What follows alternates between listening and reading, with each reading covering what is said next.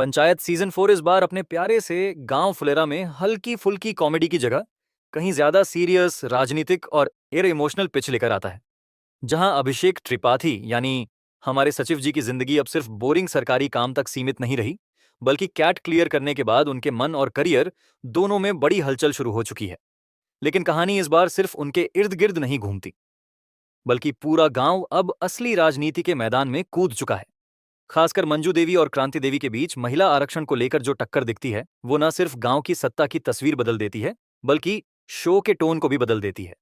ये अब सिर्फ मजेदार पंचायत मीटिंग्स वाला शो नहीं रहा, बल्कि पंचायत के भीतर की ताकत और चालबाजियां दिखाने वाला पॉलिटिकल ड्रामा बन गया है। प्रधान जी इस बार चुनाव हारने के बाद एक कमजोर और असहाय किरदार की तरह दिखते हैं। उनके चेहरे की उदासी और आत्मसम्मान की लड़ाई महसूस होती है, जो उस गांव के हर बूढ़े नेता की कहानी जैसी लगती है, जिसे कुर्सी तो छोड़नी पड़ी, लेकिन इज्जत नहीं। वहीं विकास अपनी मासूमियत, नासमझी और भोलेपन से इस सीजन में भी थोड़ा थोड़ा हास्य लाता है, लेकिन वो पंच नहीं रहा जो पहले था। अब उसकी भूमिका भी गंभीर होती जा रही है। और प्रहलाद चाचा की कहानी तो इस बार पूरी तरह भावनात्मक आंधी की तरह लगी। बेटे की मृत्यु के बाद उनका शांत और टूटा हुआ चेहरा पूरे सीजन की आत्मा जैसा लगता है। खासकर जब वो गांव की राजनीतिक लड़ाइयों के बीच खुद को खड़ा पाते हैं तो उनकी चुप्पी बहुत कुछ कह जाती है। दूसरी तरफ रिंकी और अभिषेक के बीच चल रहा स्लो बर्न रोमांस इस बार थोड़ा और परिपक्व दिखाई देता है, लेकिन क्लियर नहीं है। कहीं उम्मीद की एक हल्की किरण है, कहीं संकोच की लंबी दीवार। दोनों के बीच की केमिस्ट्री अब भी सटल है। सीधे आई लव यू या हाथ पकड़ने वाला रोमांस नहीं है, लेकिन जितना है वो असली लगता है।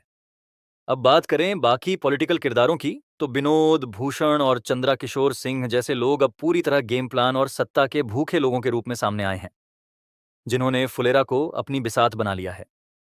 इन लोगों की चालें कहानी में तनाव पैदा करती हैं, लेकिन कई बार लगने लगता है कि शायद कहानी थोड़ी ज्यादा सीरियस हो गई है और पुराने मासूमपन से भटक गई है। अब जहां पहले सीजन में पंचायत की छोटी छोटी उलझनों को सुलझाने की बात होती थी, अब वहां गांव के हाई लेवल इलेक्शन, महिला आरक्षण, मीडिया हस्तक्षेप और अफसरों की चालबाजी की बातें होती हैं, जो शो को ज्यादा सच्चा तो बनाती हैं, लेकिन साथ ही उस हल्के मनोरंजन की कमी भी करा देती हैं, जिसके लिए इसे दर्शक पहले इतना पसंद करते थे। इसके बावजूद शो की सबसे बड़ी ताकत अब भी इसका अभिनय है। मंजू देवी, दुबे जी, अभिषेक, विकास, प्रहलाद और बाकी कलाकारों ने पूरी ईमानदारी से अपने किरदारों को निभाया है। खासकर प्रहलाद के किरदार में गहराई इतनी है कि कई सीन सीधे दिल में उतरते हैं।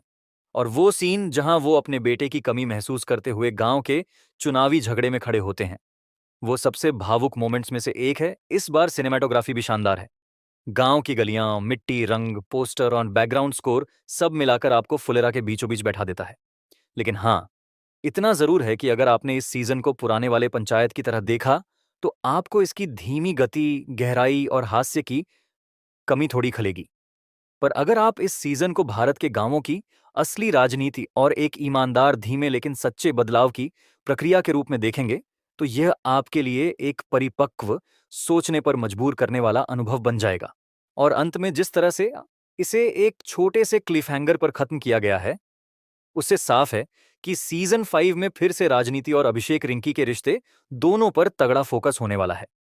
तो कुल मिलाकर पंचायत सीजन 4 हलवा नहीं, बल्कि वो बाजरे की धीमी पकती रोटी है, जो शुरुआत में थोड़ी फीकी लग सकती है, लेकिन समझकर खाओ तो पेट भी भरता है और आत्मा भी। चलो मिलते हैं। तब तक के लिए फुलेरा की कहानी को देखो जाके, बहुत मजा आएगा। चलो टाटा बाय बाय।